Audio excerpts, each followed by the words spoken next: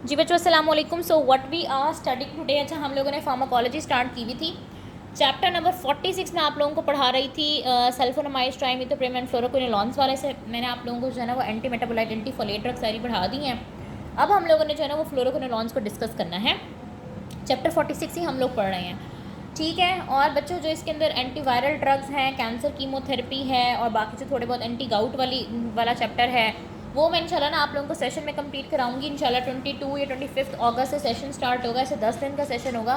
So we will be completing our virology, MSK pathology, forensic and our remaining topics there. So जो videos अब यहाँ पे upload नहीं करी मैं वहीं पे पढ़ाऊँगी। सो आप लोगों ने टाइम वेस्ट नहीं करना, वो ज्वाइन कर लेना, ठीक है। अगर आप लोगों को और डिटेल्स चाहिए तो आप लोग मुझे मेरे नंबर पर टेक्स्ट कर दो। I add you to my guidelines group, okay. So fluoroquinolones हमारे पास क्या होती है बच्चों? ब्रॉड स्पेक्ट्रम बैक्टीरियासाइडल एंटीबायोटिक्स है, ठीक है। ब्रॉड स्पेक्ट्रम मतलब इनका स्पेक्ट्रम बहुत, इनकी जो एक्टिविटी है ना वो बहुत सारे बैक्टीरिया के अगेंस्ट है। बैक्टीरियासाइडल मतलब बैक्टीरिया को किल कर देते हैं। बैक्टीरियासाइडल एंटीबायोटिक्स हैं। और किस तरह से किल करते हैं बच्चों? ये डीएनए सिंथेसिस के इनहिबिटर्स हैं। इन्होंने डीएनए को सिंथेसाइज नहीं होने देना। पहले जो हमने सल्फोनामाइड्स, ट्राइमिथोप्रिम पढ़ी हैं, एंटीफोलेट ड्रग्स या एंटी मेटाबोलाइट ड्रग्स पढ़ी हैं, उन्होंने भी बेसिकली डीएनए को बनने नहीं देना होता। बट उनका मैकेनिज्म ऑफ एक्शन ये होता है कि उन्होंने फॉलिक एसिड की सिंथेसिस को रोकना होता है ताकि डीएनए ना बने। इन्होंने क्या करना है? डीएनए की रेप्लिकेशन के साथ छेड़छाड़ करनी है, ठीक है। किस तरह से करनी है आगे देखते हैं। और इनके पोस्ट एंटीबायोटिक इफेक्ट्स भी आते हैं बच्चों, इसकी बात हम आगे जाके करते हैं। सबसे पहली बात बच्चों जो इंपॉर्टेंट भी है, क्लासिफिकेशन आपको हर ड्रग की आनी चाहिए, ठीक है। ये वाइवा के अंदर बहुत कॉमनली आस्क्ड क्वेश्चन रहता है, ठीक है। On the basis of spectrum of activity fluoroquinolones को हम डिवाइड करते हैं। They can be either narrow spectrum और वाइडर स्पेक्ट्रम। नैरो स्पेक्ट्रम नाम से पता चल रहा है कि स्पेक्ट्रम ऑफ एक्टिविटी छोटा है, wider spectrum spectrum of activity बड़ा है। नैरो स्पेक्ट्रम में आ जाती है हमारे पास फर्स्ट जनरेशन फ्लोरोक्विनोलॉन्स, जिसमें आपके पास आ जाता है नॉरफ्लॉक्सिसिन। जी बच्चों, तो हम लोग बात कर रहे थे फ्लोरोक्विनोलॉन्स की, सॉरी वो बीच में इंटरप्ट हो गया। सो फ्लोरोक्विनोलॉन्स हमारे पास क्या होते हैं बच्चों? ये ऐसी एंटी बैक्टीरियल ड्रग्स हैं, ऐसी बैक्टीरियासाइडल ड्रग्स हैं जिन्होंने बैक्टीरिया के अंदर काम किस तरह से करना है कि बैक्टीरिया के डीएनए की सिंथेसिस को इनहिबिट कर देना है। अब on the basis of spectrum of activity हम इसको डिवाइड करते हैं दो मेजर ग्रुप्स के अंदर। We can have the narrow spectrum and wider spectrum, ठीक है। अब नैरो स्पेक्ट्रम में बच्चों हमारे पास क्या आ जाता है? नैरो स्पेक्ट्रम में हमारे पास आ जाते हैं first generation fluoroquinolones. Wider spectrum में आते हैं सेकंड जनरेशन और third generation fluoroquinolones. So first generation में हमारे पास जो मेजर ड्रग्स आती हैं बच्चों, आपने याद रखना है कि फ्लॉक्सासिन हर ड्रग के एंड में आएगा, ठीक है। First generation is norfloxacin, second generation is ciprofloxacin या ओफ्लॉक्सासिन, एक और दवाई भी होती है इसके अंदर ओफ्लॉक्सासिन। थर्ड जनरेशन के अंदर आएगा लीवोफ्लॉक्सासिन, मॉक्सीफ्लॉक्सासिन, जेमीफ्लॉक्सासिन, ठीक है। अब आपकी बुक के अंदर एक एक एग्जांपल लिखी हुई है तो मैंने एक्जैक्टली बुक का टेबल कॉपी की है, वरना यहाँ पे सिप्रो के साथ ओ भी होती है और यहाँ पे लीवो, मॉक्सी, जेमी फ्लॉक्सासिन भी होती है। और एक बात याद रखनी है बच्चों, यहीं पे बता देती हूँ कि थर्ड जनरेशन फ्लोरोक्विनोलॉन्स का एक खास नाम है, that is respiratory fluoroquinolones. Respiratory fluoroquinolones क्यों कहते हैं? क्योंकि इनको हम ज़्यादातर रेस्पायरेटरी इन्फेक्शंस के अंदर दे रहे होते हैं, निमोनिया के अंदर खासतौर पर कम्युनिटी क्वाड निमोनिया के अंदर हम लोग दे रहे होते हैं, ठीक है। सो नैरो स्पेक्ट्रम के अंदर फर्स्ट जनरेशन है, वाइडर स्पेक्ट्रम के अंदर सेकंड और थर्ड जनरेशन आ जाती है। नैरो का मतलब कि वो कम बैक्टीरिया को किल करेगा, वाइडर स्पेक्ट्रम का मतलब है कि उसका एक्टिविटी का स्पेक्ट्रम ज़्यादा है। अब मैकेनिज्म ऑफ एक्शन की बच्चों बात करते हैं, बहुत बहुत इंपॉर्टेंट है मैकेनिज्म ऑफ एक्शन, आप लोगों को अच्छे से आना चाहिए। बेसिकली क्या काम करता है? बैक्टीरिया की डीएनए सिंथेसिस को इनहिबिट करता है, जिस तरह प्रोटीन सिंथेसिस इनहिबिटर होते हैं जो कि प्रोटीन की सिंथेसिस को इनहिबिट करते हैं। Cell wall synthesis inhibitor cell wall की सिंथेसिस को इनहिबिट करते हैं, तो ये बैक्टीरिया की डीएनए सिंथेसिस को इनहिबिट करने वाली क्लास ऑफ ड्रग है। अब इसने क्या करना है बच्चों? मेजरली दो एंजाइम्स को टारगेट करना है, दो एंजाइम को। वन इज टोपोआइसोमरेज 2, जिसको डीएनए गायरेज भी बोलते हैं। The other one is topoisomerase 4, top 2 and top 4।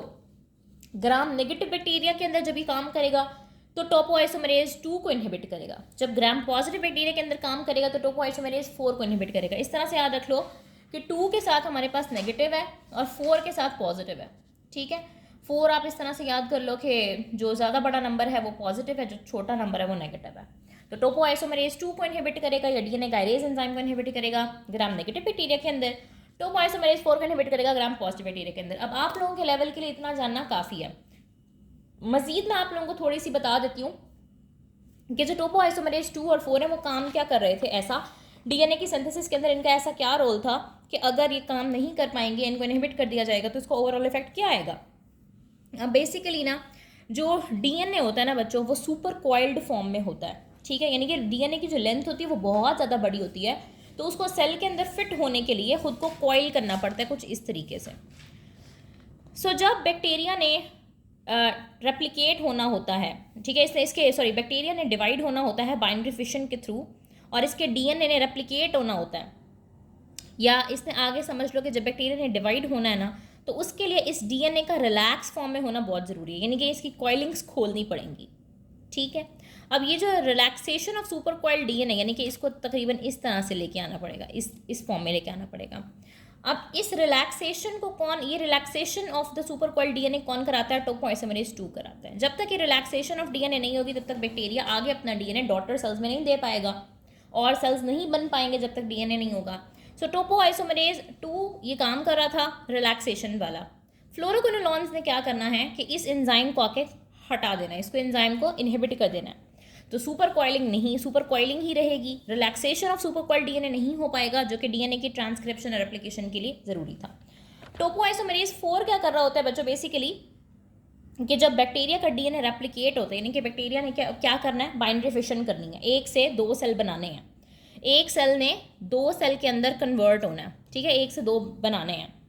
तो वो क्या करेगा? अपने डीएनए को कॉपी करेगा, इस प्रोसेस को रेप्लिकेशन बोलते हैं। अब जो न्यूली कॉपीड डीएनए होता है ना बच्चों, या न्यूली कॉपीड क्रोमोसोम्स या डीएनए, जो भी न्यूली कॉपीड क्रोमोसोम कह लो, वो इस तरह इंटरलिंक्ड फॉर्म में होते हैं। ठीक है, बैक्टीरिया के जो क्रोमोसोम्स हैं, जो जब वो उससे रेप्लिकेशन करनी है, ठीक है, एक सेल जब आके मजीद 2 सेल्स में डिवाइड हो रहा है ना, तो पहले अपनी ऑर्गेनेलीज को रेप्लिकेट करेगा, पहले अपना सामान तैयार करेगा ना, फिर डिवाइड होगा। सो सामान में सबसे ज़्यादा इंपॉर्टेंट चीज़ क्रोमोसोम है। तो बैक्टीरिया क्या करता है कि अपने क्रोमोसोम्स को रेप्लिकेट करता है, लेकिन जो रेप्लिकेटेड क्रोमोसोम बनती है ना, मसला ये है कि वो ऐसी इंटरलिंक्ड फॉर्म में होती है, इनको अलग करना बहुत ज़रूरी है।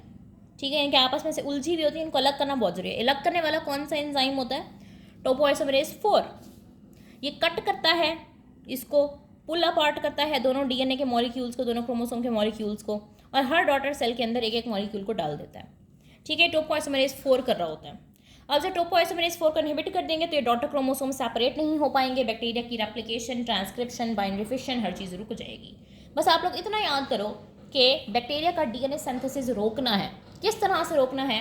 टोपोआइसोमेरेज 2 को इनहिबिट किया जाएगा ग्राम नेगेटिव बैक्टीरिया के अंदर, टोपोआइसोमेरेज 4 को इनहिबिट किया जाएगा ग्राम पॉजिटिव बैक्टीरिया के अंदर। यहाँ पे क्या हो रहा था? सुपर कॉइल्ड डीएनए की रिलैक्सेशन ब्लॉक हो जाएगी, और यहाँ पे क्या होगा कि जो डॉटर क्रोमोसोम्स होंगे वो सेपरेट नहीं हो पाएंगे। ठीक हो गया।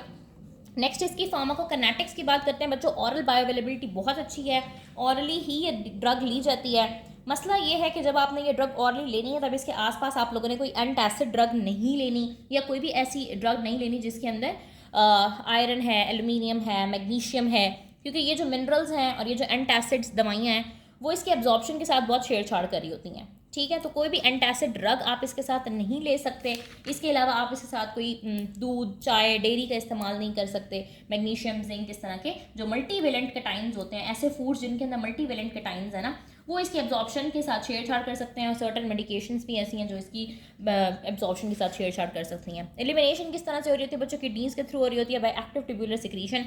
और प्रोबेनिसिड जो ड्रग है ना, वो इसकी एक्टिव ट्यूबुलर सिक्रीशन वाले प्रोसेस को रोक रही होती है। अब अगर आप लोगों को याद हो बच्चों, तो ये वाली सेम चीज़ कि प्रोबेनिसिड जो है ना एक्टिव ट्यूबुलर सिक्रीशन को रोक रही है, हम लोगों ने पेनिसिलिन के अंदर भी पढ़ी थी। ठीक है, और लास्ट बात इसके अंदर ये कि बच्चों इसके पोस्ट एंटीबायोटिक इफेक्ट्स होते हैं। पोस्ट एंटीबायोटिक इफेक्ट्स मैंने आप लोगों को अमाइनोग्लाइकोसाइड्स में भी पढ़ाए थे।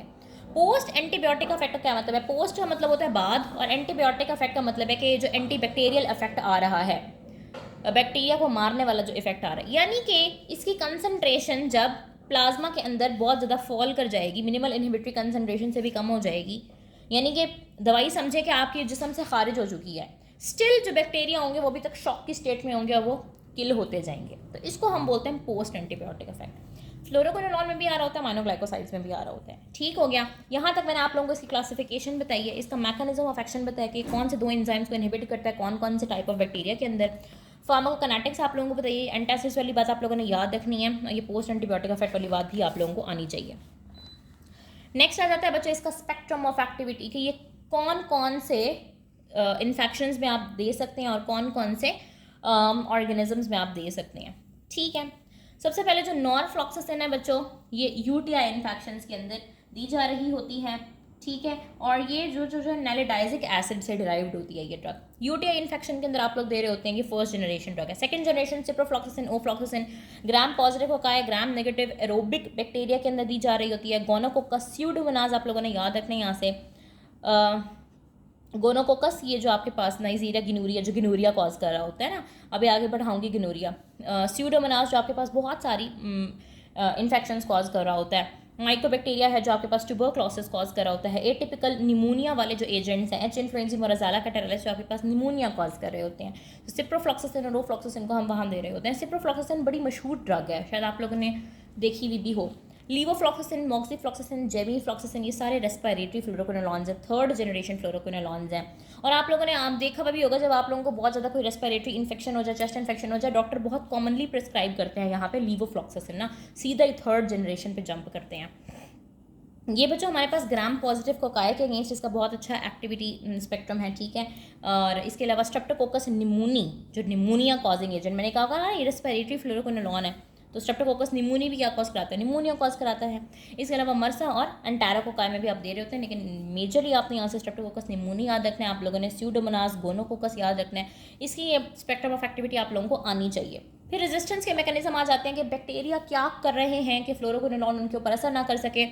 ईफ्लक्स पंप आ जाते हैं, बैक्टीरिया दवाई को उठा के खुद से बाहर फेंक देंगे। Change in porin structure, porin क्या होता है मैंने पेनिसिलिन में 1000 दफ़ा बताया, पोरिन वो स्ट्रक्चर होता है जहाँ से दवाई ने एंटर होना है, वो पोरिन का स्ट्रक्चर ही तब्दील कर देंगे, गेटवे को ही क्लोज कर देंगे। And change in sensitivity of target enzyme, तो 2 एंजाइम है टोपोइसोमरेज 2 टोपोइसोमरेज 4, वो लेस सेंसिटिव हो जाएंगे टुवर्ड्स फ्लोरोक्विनोलॉन्स, फ्लोरोक्विनोलॉन्स उनके ऊपर असर ही नहीं कर पाएंगी। स्पेक्ट्रम ऑफ एक्टिविटी समझ आ गया, रेजिस्टेंस के मैकेनिज्म समझ आ गए। नेक्स्ट आता है बच्चों क्लिनिकल यूज़, कहाँ कहाँ पे आप इनको यूज़ कर सकते हैं। अभी मैंने आप लोगों को बताया जो फर्स्ट जनरेशन फ्लोरोक्विनोलॉन्स है वो हमने यूटीआई इन्फेक्शंस के अंदर देनी है, ठीक है। फिर मैंने आप लोगों को यहाँ से बताया कि सिप्रोफ्लॉक्सासिन हमारे पास ग्राम पॉजिटिव होता है। ग्राम पॉजिटिव कौन कौन से होते हैं बच्चों, स्टैफ होता है, स्ट्रेप होता है, ठीक है। ग्राम नेगेटिव एरोबिक बैक्टीरिया भी मैंने आप लोगों को पढ़ाई हुए हैं, गोनोकोकस, तो इन्हीं के जो डिजीजेज है ना उसी के अंदर गिनोरिया के अंदर देंगे, माइकोबैक्टीरियम है तो ट्यूबरक्लोसिस के अंदर देंगे, टिपिकल निमोनिया है तो निमोनिया वगैरह के अंदर देंगे। Urogenital GIT infection, respiratory tract, skin and soft tissue infection. Skin and soft tissue infection कौन कॉज करता है बच्चों, ग्राम पॉजिटिव कोकाई तो कॉज कर रहे होते हैं। रेस्पिरेटरी ट्रैक इन्फेक्शन के अंदर रेस्पिरेटरी फ्लोरोक्विनोलॉन नाम ही उसका रेस्पिरेटरी है। यूरोजेनिटल इन्फेक्शन, जीआईटी इन्फेक्शन, एंटेरोकोकाई में भी तो दे रहे हैं ना, तो जीआईटी इन्फेक्शन वो कॉज कराता है। गिनोरिया के ट्रीटमेंट के लिए आप लोगों को सिप्रोफ्लॉक्सासिन या ओफ्लॉक्सिन की सिंगल डोज काफ़ी है। अब बच्चों गिनोरिया हम कितना ज़्यादा पढ़ चुके हैं, हम लोगों ने पहले सेफ्ट्रेक्सोन में भी पढ़ा था, हम लोगों ने उधर एजिथ्रोमाइसिन के अंदर भी पढ़ा था, अब हम लोग यहाँ पे भी पढ़ रहे हैं। तो आप लोगों ने गिनोरिया का, मरसा का, सबका एक टेबल बना लेना अपने पास। मैं कोशिश करूँगी कि मेरे पास टाइम हो तो मैं शेयर कर दूँ, बट क्योंकि मैं माइनर्स के सेशन में बहुत ज़्यादा बिजी हूँ, ये वीडियो बनाने मेरे लिए बहुत मुश्किल है। ये सब कुछ मैं पढ़ा चुकी हूँ बच्चों, मेजर्स के सेशन में तकरीबन 1 महीने पहले मैं पढ़ा चुकी हूँ, जस्ट आप लोगों के लिए दोबारा रिकॉर्ड कर रही हूँ, ठीक है। सिप्रोफ्लॉक्सासिन और ओफ्लॉक्सासिन की सिंगल डोज चाहिए होती है बच्चों गिनोरिया के ट्रीटमेंट के अंदर। क्लेमाइडिया जो बैक्टीरिया है उसको आप ट्रीट कर रहे होते हैं, ओफ्लॉक्सासिन का 7 डे कोर्स ट्रीटमेंट होता है। ओफ्लॉक्सासिन देंगे 7 दिन तक इस इन्फेक्शियस एजेंट के अगेंस्ट, और गिनोरिया के अंदर सिंगल डोज बहुत है। लीवोफ्लॉक्सासिन बच्चों हम लोग दे रहे होते हैं कम्युनिटी क्वाड निमोनिया के अंदर, ये आप लोगों ने बहुत अच्छे से याद रखना है। रेस्पिरेटरी फ्लोरोक्विनोलॉन है इसको। कम्युनिटी क्वाड निमोनिया के लिए हम एक और ड्रग का इस्तेमाल कर रहे थे, कौन सी भला वो ड्रग थी, एजिथ्रोमाइसिन थी, ठीक है। इसके अलावा टीबी के ट्रीटमेंट के अंदर मैंने आपको बताया माइकोबैक्टीरियम के लिए दे रहे थे। न्यूट्रोपीनिक पेशेंट्स का ट्रीटमेंट मेनिंजोकोकल कैरियर स्टेट, इसके लिए हमने एक टेट्रासाइक्लिन भी दी थी, मीनोसाइक्लिन, ठीक हो गया। टॉक्सिक इफेक्ट्स बच्चों कौन कौन से आ जाते हैं, जीआईटी डिस्ट्रेस हमेशा की तरह से, स्किन रैशेज और जीआईटी डिस्ट्रेस ये तो हर दवाई में होता ही होता है। साथ में बच्चों ये हेडेक करा सकता है, डिजीनेस, इंसोम्निया, कुछ यानी कि न्यूरो प्रॉब्लम्स हो सकते हैं। Abnormal LFTs, tendinitis and tendon rupture, very very important, आप लोगों को पता चाहिए कि ये टेंडन्स को रप्चर करता है, ये कार्टिलेज को डैमेज करता है, ठीक है। दूसरी ड्रग के साथ इंटरेक्शन ये है कि थियोफाइलिन मिथाइलजेंथीन का प्लाज्मा लेवल बहुत इंक्रीज कर देता है। और थर्ड जनरेशन फ्लोरोक्विनोलॉन्स खास तौर पर क्यूटी इंटरवल को प्रोलॉन्ग करती हैं हार्ट पेशेंट्स के अंदर, ठीक है।